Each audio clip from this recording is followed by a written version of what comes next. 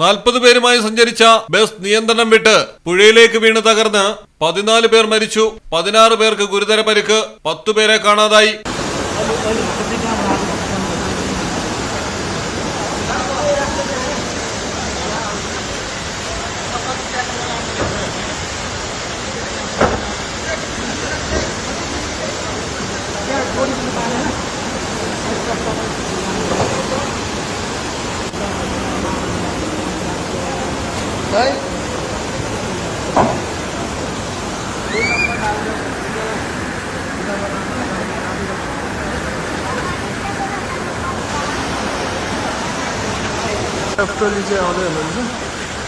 നേപ്പാളിലെ കാഠ്മണ്ഡുവിലാണ് വൻ അപകടം നടന്നത്. ബസ്സിൽ ഇന്ത്യക്കാരുമുണ്ടായിരുന്നതായാണ് വിവരം.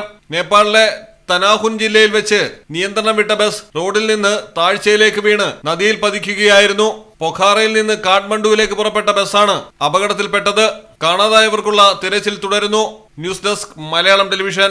സഫയോടൊപ്പം കല്യാണം കൂടാം, നേടാം ഓരോ ദിവസവും 5000 രൂപ ക്യാഷ് പ്രൈസ്. സെപ്റ്റംബർ 15 വരെ ദിവസേന സഫ ജ്വല്ലറിയിൽ നിന്നും പർച്ചേസ് ചെയ്യുന്നവരിൽ നിന്നും തിരഞ്ഞെടുക്കപ്പെടുന്ന ഭാഗ്യശാലിക്ക് നേടാം 5000 രൂപ ക്യാഷ് പ്രൈസ്. സെപ്റ്റംബർ 30 വരെ വെഡിംഗ് പർച്ചേസ് ചെയ്യുന്നവരിൽ നിന്നും തിരഞ്ഞെടുക്കുന്ന 3 കപ്പിൾസിന് നൽകുന്നു ആകർഷകമായ ഹണിമൂൺ പാക്കേജ്. വിവാഹ പാർട്ടികൾക്ക് 2.5% മുതൽ പണിക്കൂലിയിൽ ഇൻഷുറൻസ് പരിരക്ഷയോടെ ആഭരണങ്ങൾ സ്വന്തമാക്കാം. വില വർധനവിൽ നിന്നും രക്ഷ നേടാൻ 10% മുതൽ അഡ്വാൻസ് ബുക്കിംഗ് സ്കീമുകൾ. കല്യാണത്തിന് സ്വർണം വാങ്ങാൻ ഇനി നേരെ പോര് സഫ ജ്വല്ലറിയിലോട്ട്.